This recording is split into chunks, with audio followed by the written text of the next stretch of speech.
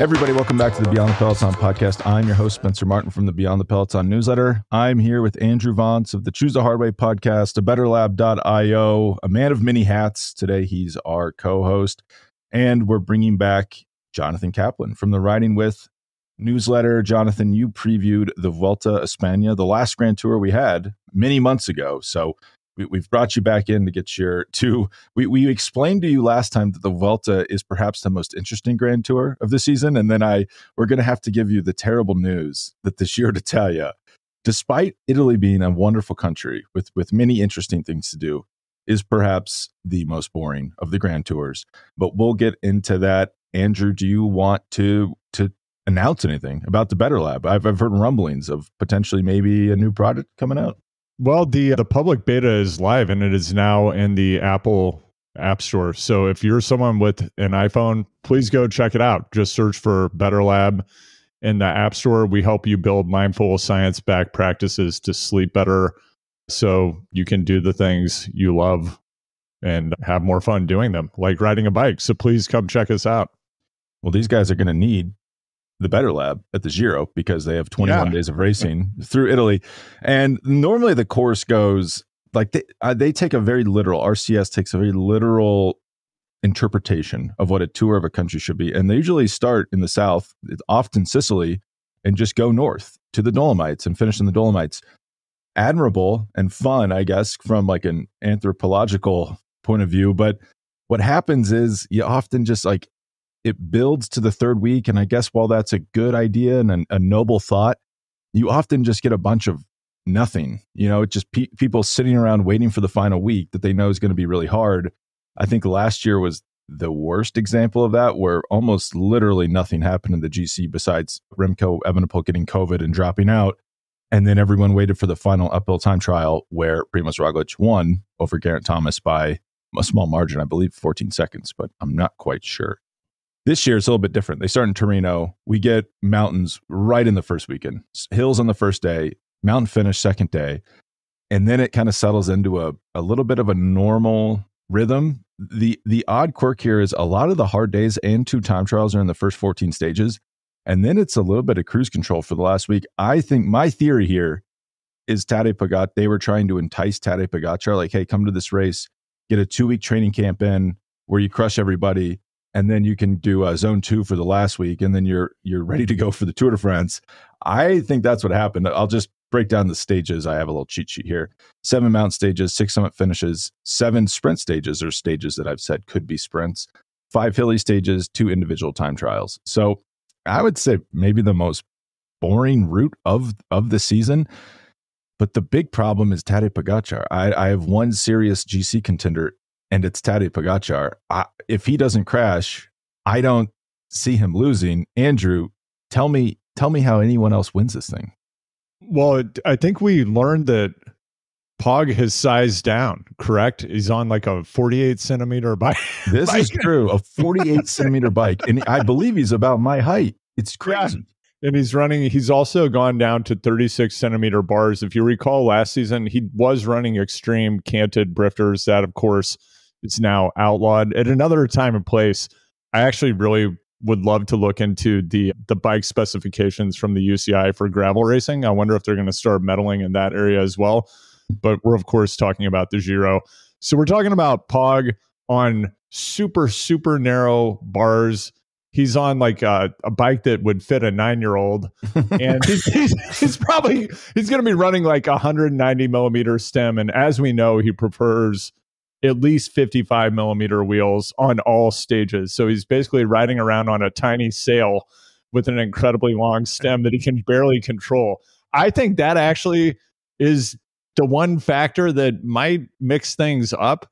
A question that I have, and Spencer, Jonathan, you guys are more dialed in on this than I am. We know that the Giro is paying massive appearance fees to a handful of athletes to be at the race this year.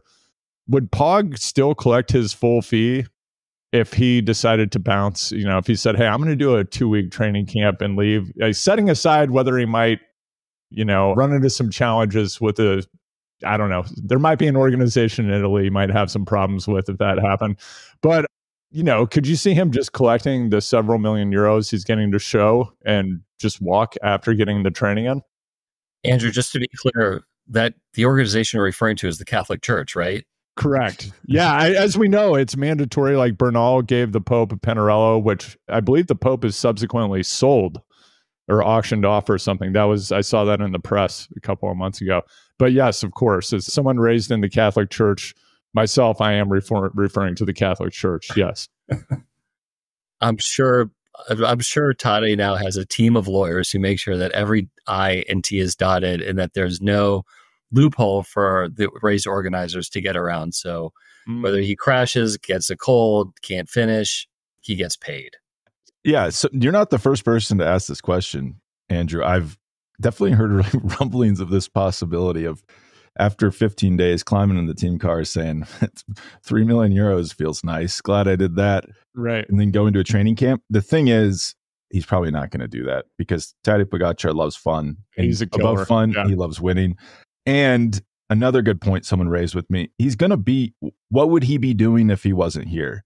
He'd be high in the mountains training, riding hard. What's he doing here? He's going to be, in the last week, especially high in the mountains, training hard. So it's, if you're getting paid a bunch of money to do that and you're racing and you're getting free food and board, don't forget that, then you might as well just stay in the race.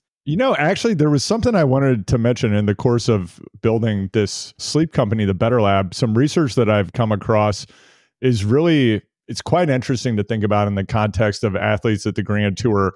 So there is a known impact of being in a new location for the first night in sleep science. It's called the first night effect.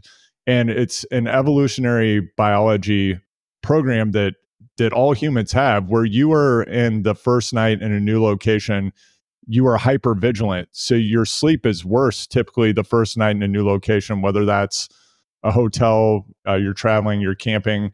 Because of course, in our distant past, anytime we were in a new location, we might not know the people, we might not know the threats in the forest, and therefore people get less REM sleep typically, and their body is in an elevated state of vigilance, which makes it harder to recover. So we know there are a lot of things that go into making a Grand Tour rider, a Grand Tour winner, not like us, and incredibly remarkable. But just think about that. These guys are in not the nicest hotels, and it's switching every night. So that's like yet another thing that's world-class about these athletes, is they can overcome this first night effect over and over and over again. Well, a lot of the Team Sky marginal games, I personally thought was a little BS. But one thing that I thought is really interesting, they would bring mattresses with them. So you're sleeping on the same mattress every night. Definitely something to be said for that. Like, that is huge. For someone who just traveled around and slept in many different mattresses in the course of a week, I can say that does bother you. Yeah. And of course, for people who've been the fans of the sport for a long time, Sky originally, they tried to bring in the motorhome model. Like, they were trying to put up their top riders in RVs at Grand Tours, which was like a pretty boss move. It got banned, which I think is pretty silly, right? It's such a little mobile doping mobile, right? I mean, because you're just, we've seen what's going on for. Just Ibis hotels throughout Europe. I don't think for 4 days. Oh, we're sorry, we were parked around the corner. We missed a bunch of doping controls. Yeah, I think Dr. Ferrari gave motorhomes a bad name, personally. I do kind of like the idea. It's got to be a lot more comfortable sleeping in a nice mobile home. I guess you'd run into logistical concerns if every rider had a mobile home and you're going into a small mountain town.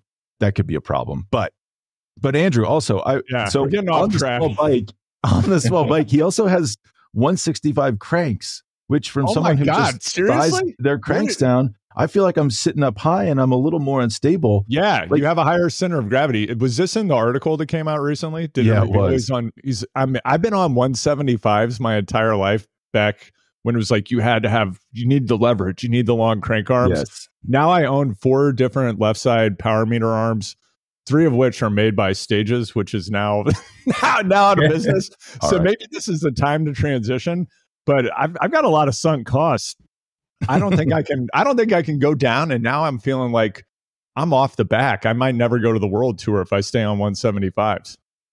Think of the leverage though, right? In the time trials, you're just smoking everybody. Right. We do need to have a separate show about the science of that. I've burned too many brain cells thinking leverage. Is it better to have leverage or shorter cranks? What is actually happening here? But I look at this start list. Like, I have a list of likely contenders here. So I think we can all agree. All right, let's do this. Tadej Pogačar, definitely the series favorite. Then you have, this is the betting market. I do not agree with this. The second in the betting market is Geraint Thomas, who's not looked good all year, didn't look good at the Vuelta last year. I know that he comes out of nowhere, but he's 37 years old. Frankly, that's a concern to me. And then you have, I believe the next one, this is Antonio Tiberi, who I don't believe has ever had a result at a Grand Tour. So no one knows what the heck is going to happen. I personally think like Ben O'Connor, like if Tadej Pogačar has a crash, Ben O'Connor, circle him. He could win the Giro d'Italia. Another one like Romain Bardet. You're right. People have lost a lot of money betting on Romain Bardet to win Grand Tours, but he looked pretty good to me at Liège-Bastogne-Liège. If he can string together a good 3 weeks and Tadej Pogačar gets COVID, boom, he's won, or he's finishing on the podium. And then don't write off Florian Lipowitz, which Jonathan is wondering, is this man Jewish? I had the exact same thought. The moment I saw him break away from the pack on stage 2 of Tour of Romandy, this guy is in incredible form. He closed down Richard Carapaz maybe faster than I've seen anyone ever close down anybody at the end of stage 4 of Tour of Romandy. So in Lipowitz, did you guys hear about this, that he wasn't supposed to go to the Giro? They put him in at the last second because he's fit. And then Emmanuel Bookman came out and said, like, this is unfair. I'm supposed to be leading the team. It's like, Emmanuel Bookman, you haven't won a World Tour race since 2019. What are you talking about?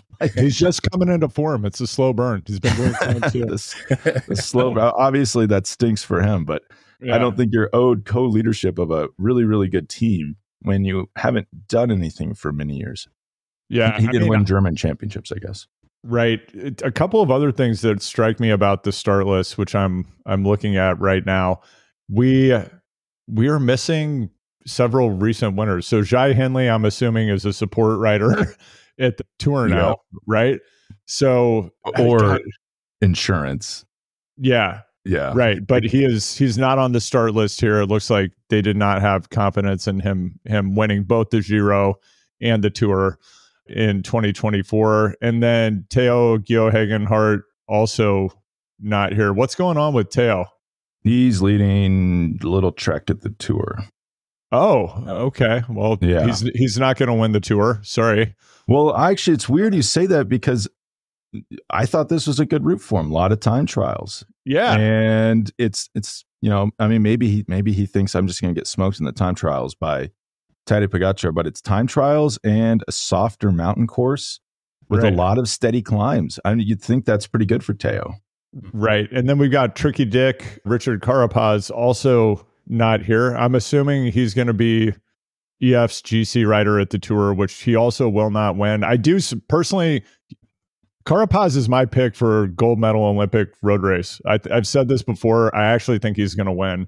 And I'm assuming that they think, or he thinks and his coach think, that the Tour is going to be the best prep for him to do that. Yep. I think that's exactly right. I walked the course actually last week.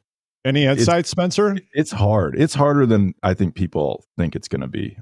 Like the course, you just kind of underestimate how tight these courses are. And it's a lot of cobblestones. I kind of thought like, oh, it's Paris. It's cute cobblestones. Yeah. Like it's rough cobbles and you're just weaving through tiny streets and the climb is not easy. And they do it a bunch of times. So it could be good for Carapaz.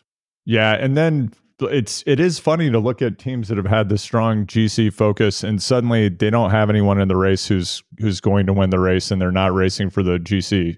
In particular, Team Visma Lisa Bike. Looking at this list of starters, some potential stage winners here. I'm wondering what are they actually going to do at this race? What's their strategy? Well, it's supposed to be Udebrooks for GC, but he's not looked that good since I don't know. I really do not like the way he left Bora. I thought that was a little bit like, hey, bud, you think you're Wout van Aert? There's only like 3 riders that can just leave a team by posting on Twitter. Diva-esque.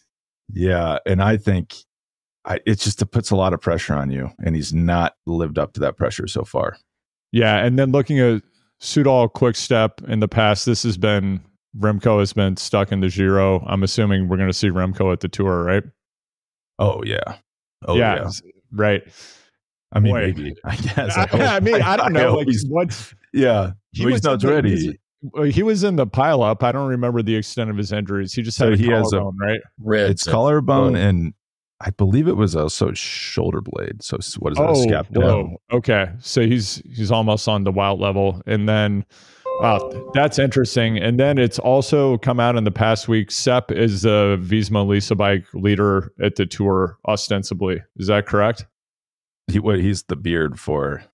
Yeah, I mean, Wout is clearly Wout's winning the Tour, and clearly he's going to be the GC leader. But I think there's going to be just a super weird dynamic within that team at the Tour. I think it's going to get real weird.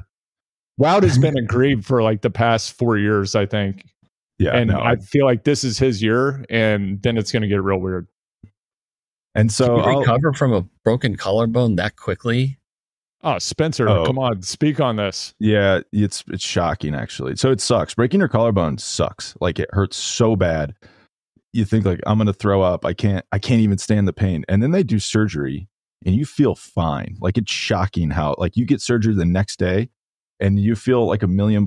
And I bet, if you really want to, you can be on the trainer a day, 2 days after surgery, and you can do big days, on the trainer, because it's just you just have to keep your upper body from falling off the trainer. And a normal person might wait a month before they're outside, but these guys are probably outside 10 days, week, 10 days, something like that. So it's actually not that big of a problem for them.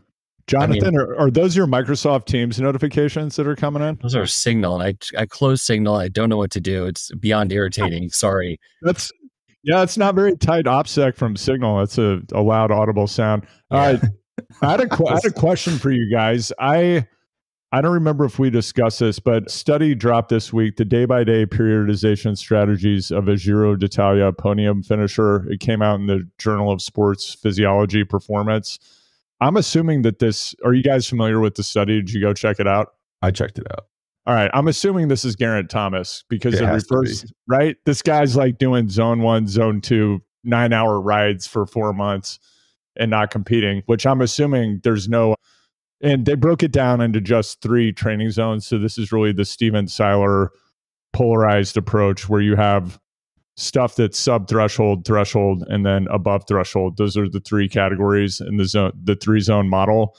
Most of this rider's efforts for like 4 months were in what that model characterizes as zone 1. And I'm assuming this is Thomas going out with like some amino acids in a water bottle for 9 hours a day, right? Yeah. Yep. Okay. Perfect preparation.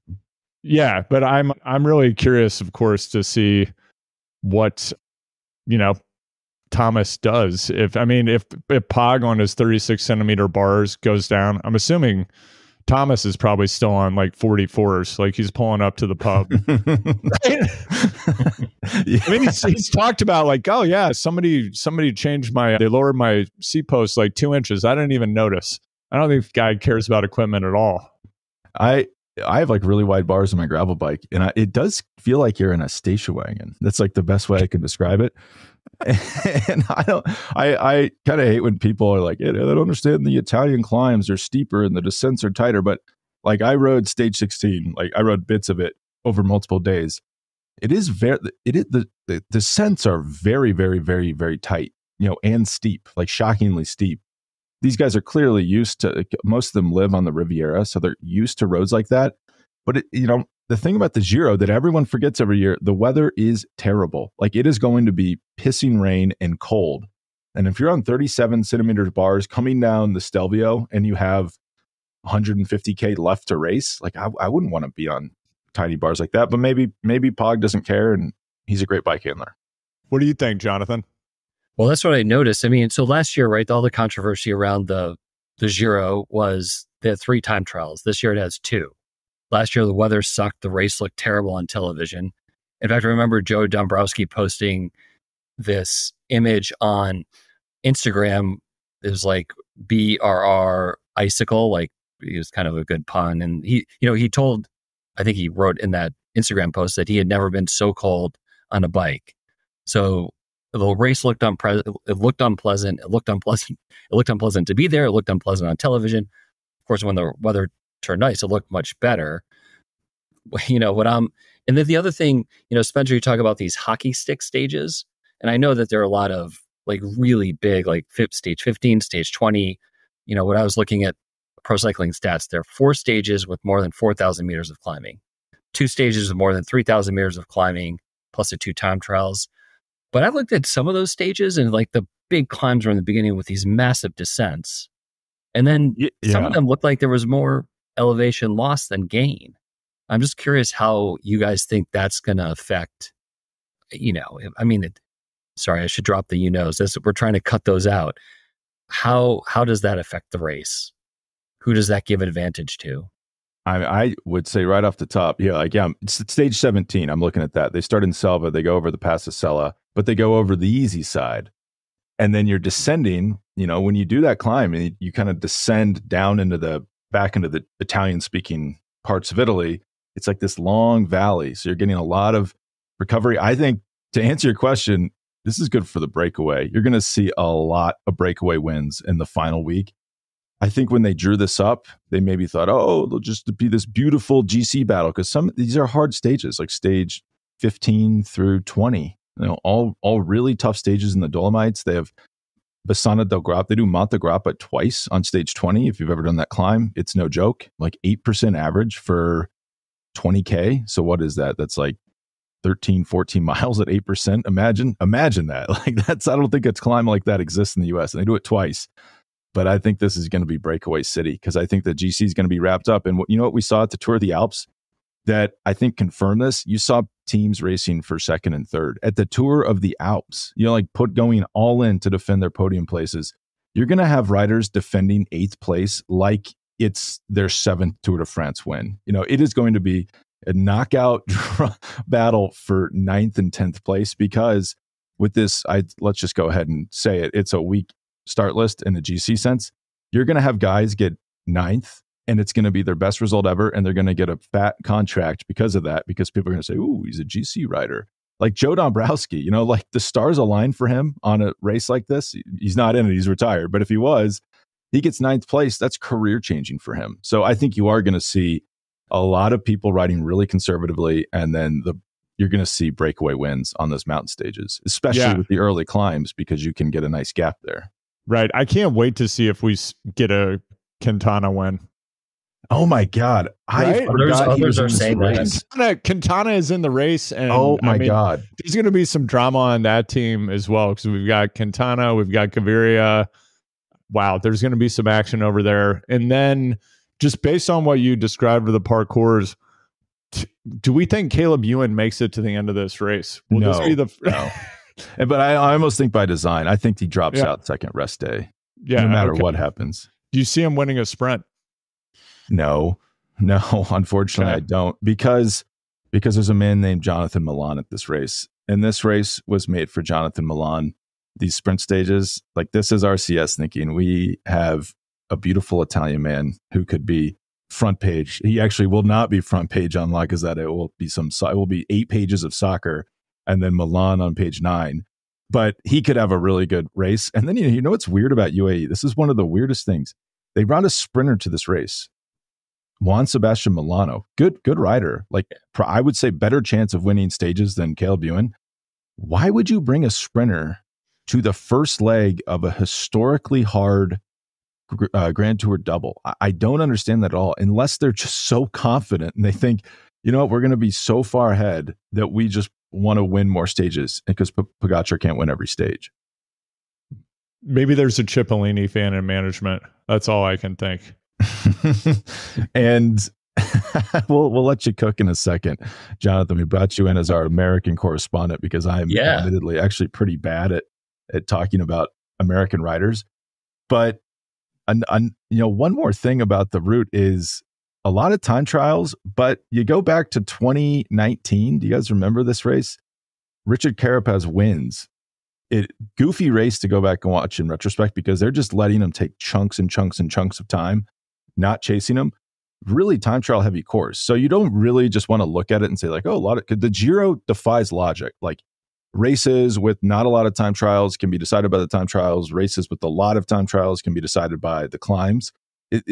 Nature finds a way of evening itself out at the Giro d'Italia.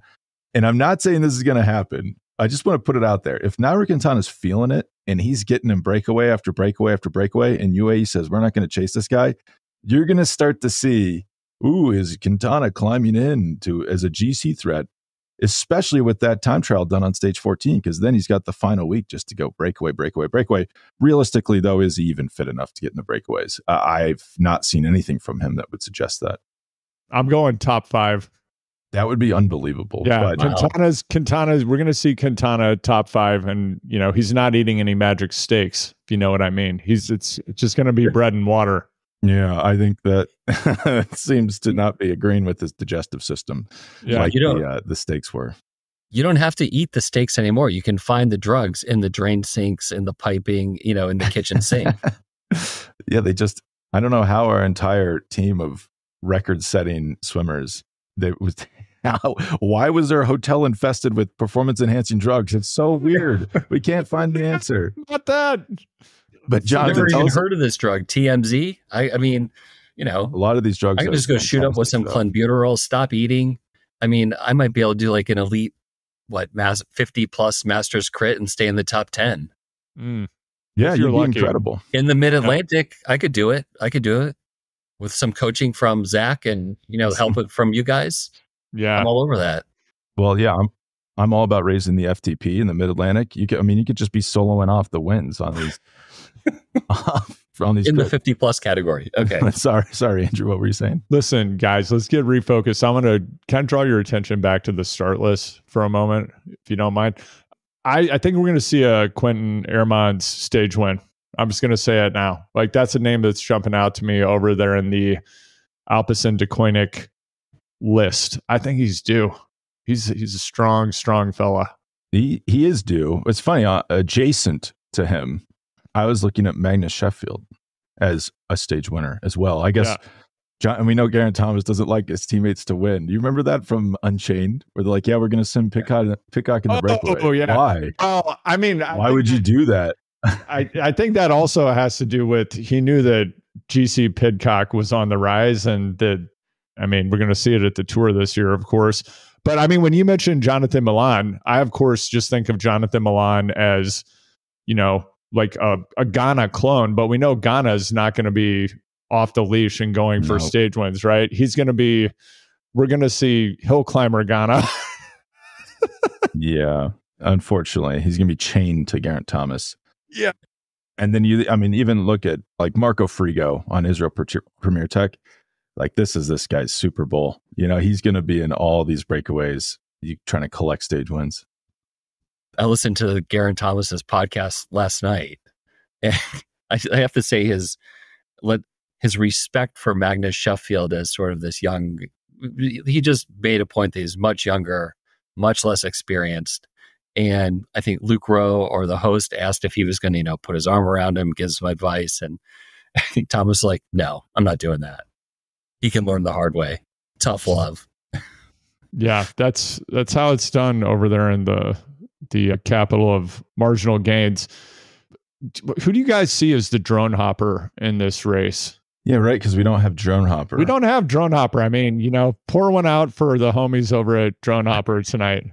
Well, and it's a shame because the course actually might be too hard. Everyone's like, it's an easy course. Like, it might be too hard for drone hopper. I think this is Pulte Cometa's Giro d'Italia. I mean, they're going to be in every breakaway for 3 years. Yeah, maybe VF Group, Bardiani, CSF, Faisana. But these teams are, I don't want to speak ill of the dead. These teams are actually good. like Pulte Cometa will win a stage. Probably Bardiani will win a stage. Okay, who have you got on those teams? Who should we be watching? I know 0 people on Bardiani. Guys, that sounds like a rather spurious claim to me. So I want some names. Davide Weiss on Cometa's. He won a stage last year here, so he'll win. I think he'll win another stage. We're talking about the second tier Italian teams who have been invited to the Tour. Is that what you guys are talking about? To the Giro. To the Giro. Sorry. Okay. Yeah. Well, can I guess one more question before we dive even further into the Italian riders? The Tour de France, right? It's like the prime minister, first among equals. Spencer, you were right last time I was on talking about the Vuelta. Like, I had no idea that the Vuelta was fun. And then it ended up being like one of the greatest Grand Tours I've ever witnessed, just because of the drama with an American, with Sepp Kuss, and that whatever, it turned out well, but it, close to being kind of a fiasco for the team. So is in your order, is it the Tour, the Vuelta, the Giro? Like, if the Tour is the prime minister, like, who's the chancellor of the exchequer? Well, it's okay. Funny you say that. What you just said is probably blasphemous to even consider the Vuelta above the Giro, because the Tour is the Tour. Like, it's the number one. Traditionally, it'd be Giro d'Italia by far and away number two. The Vuelta had to move. It used to be in the spring, and they made it move to the fall because no one cared about it. But I don't know. In recent years, the Vuelta is definitely a better race. It's a better race, and the start list is stronger because of the dynamics of the calendar. Like, moving to the fall was the best thing it ever did, because it's the pool filter. Everyone who has a problem at the Tour ends up at the Vuelta because you need to get a result. So you actually get very strong start lists. The Giro, it's been happening for the last few years, but this is the worst I've ever seen it, where if they didn't pay Tadej Pogačar 3 million euros or rumored to do that, to show up, this would be really, really like one of I want to pick my words carefully. It would be one of the weakest start list in a GC since that we've seen in modern history, because everyone wants to go to the Tour because that's the important race. And, Richard Carapaz isn't being paid a ton of money by EF to win the Giro. He's being paid money to go not win the Tour de France. It'd be boring. I mean, that's so the risk that we, or would it be good? Because if everyone's not that good, does it actually make it interesting? Right.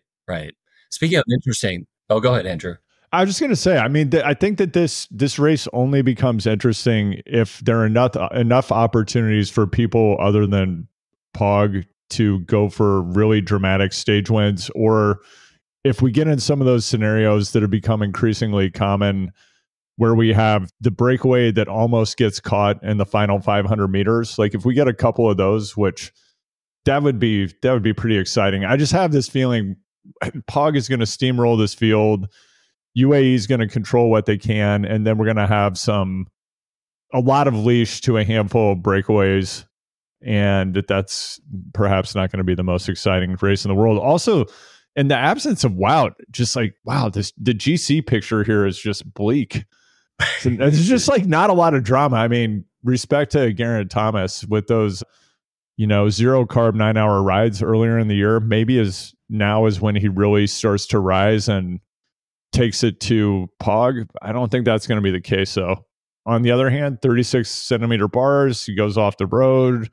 Thomas squeezes in for the win. Like, he's waiting in the wings. That's what he always does. That's what he always does. It's just like when he gets dropped, and then, he's like pushing that 105 cadence, and like, oh, he's coming back. He's coming back. That's the Geraint Thomas game plan. The man does not quit, just nose of the coal face, swinging the pickaxe day after day, showing up, hitting the pub afterwards for a few, going to drink his way around Italy.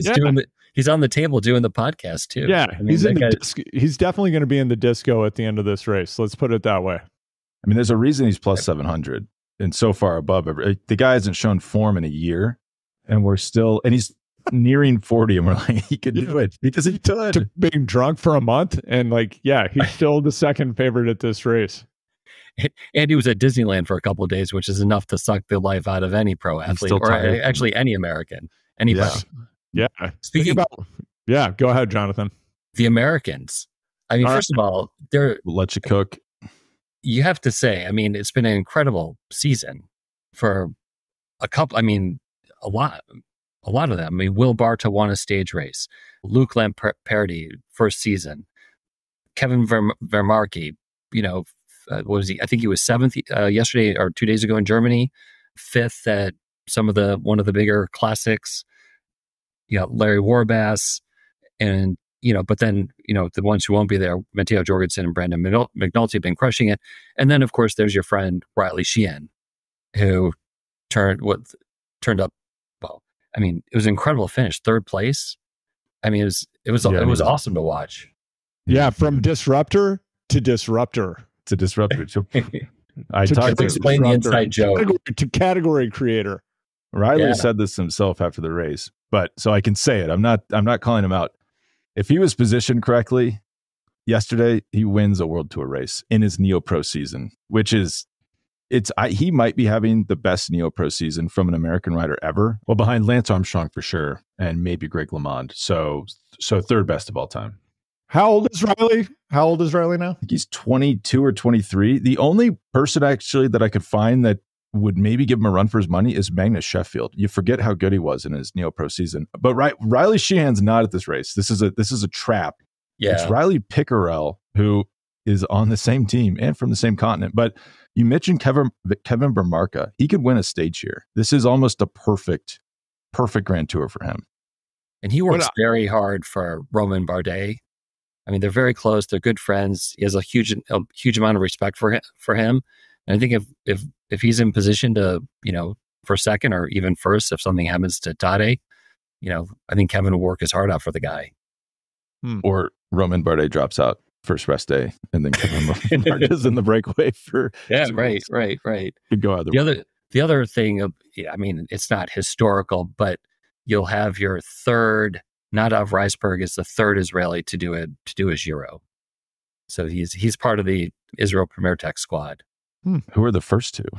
Can you Guy name Neve?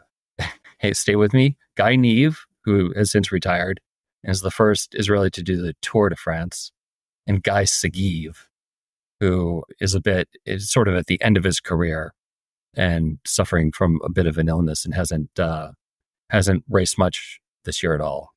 The sensations are not good. They're not good.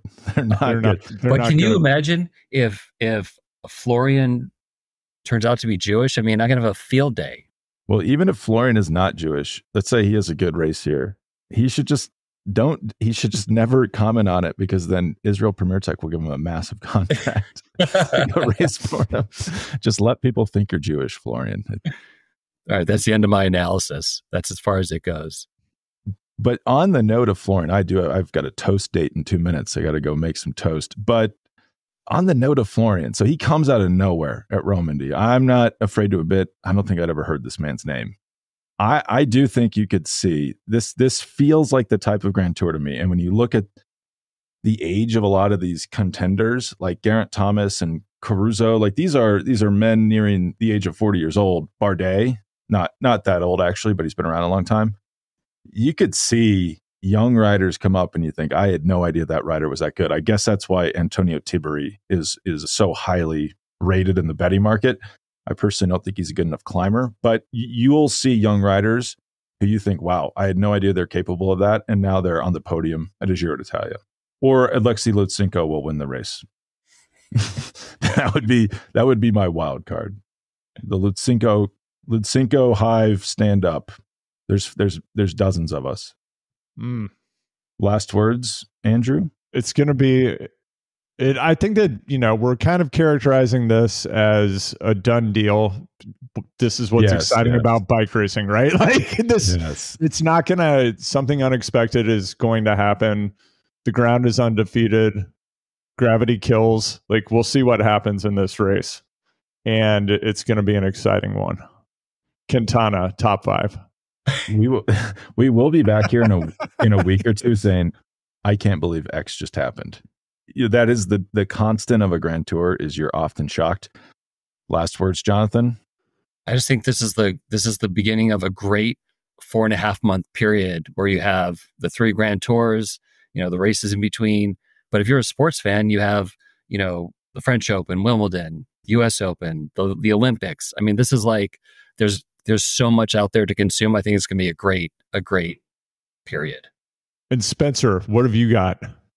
Well, so this is probably going to be a boring GC race, but Italy's a beautiful country. Maybe they won't have rain on 2 days.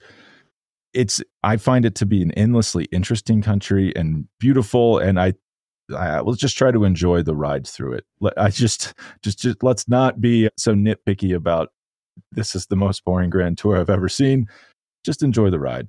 But also, who knows? Maybe this could get crazy. Pogačar's out there on a sail, as Andrew said. Yeah, maybe not the best idea. Tiny sail. It's the size of like miniature piece of bread, like that you'd see at a cocktail party.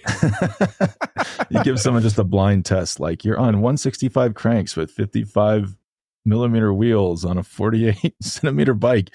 Is this a good idea with a 200 millimeter stem? Do you want to go descend the Stelvio in the rain? No, I don't want to do that, is what they would say. He's riding on a teeter-totter. That's what we're describing. Spencer, I want to ask you one more question before we go, because I just quickly scanned the start list because I was curious if Victor Lafay won stage 2 of the 2023 Tour de France for Cofidis, which was remarkable. And I was like, what's he up to? Is he in this race? Is he going back to the Tour? I'm seeing nothing for 2024 and pro cycling stats. Is he out of the sport? Like, what happened to this guy? I was going to say something like snarky, but now I'm worried he's injured or something. Yeah. What happened to him? He seemed like he was on the rise. He got paid. Okay. He got a lot of money from that Tour stage win. And you're right. He's not raced. Is he making cheese now? What's well, this he is on the to? Start list for the Dauphiné and the Tour. So maybe he's ridden 0 races this year. From what I can see. Why the Tour de France got me 1.5 mil a year? Why do anything else? I don't. Maybe that's what he's thinking. But the odd thing is the team is doing really, really well. Yeah. Maybe, I mean, he might be hurt. I don't know. I feel weird even talking about it without knowing. But maybe they're rolling with the crew that's working right now, and he's not. Maybe he's not fit enough to make it into those teams. So it's a little shocking, actually, not to see him. Yeah, nothing. 0 starts this year. 0. Last race, DNF at Lombardia in October 7th, 2023. So it's been a long offseason, slow build, maybe taking the Thomas approach. We'll see him at the Tour. Maybe let's leave it there. You've got toast to make. Yeah, if he is a TBI or something, I'm going to edit this out of the podcast. But, yeah, that'd be bad. I don't know if you noticed these Perry Poncha brothers. Have you guys noticed them on AG2R? Really good. They finished 1-2 at a stage at Tour of the Alps.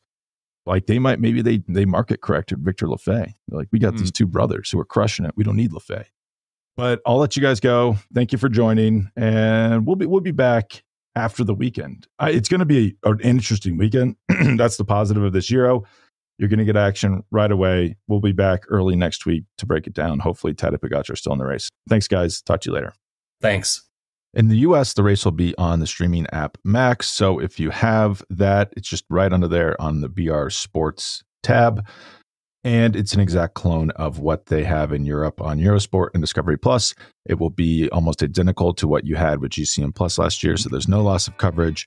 And in theory, it's available to more people. So it should be easy to find. Actually, probably the best covered Grand Tour in the US now, because I find Max to be quite a bit better than Peacock.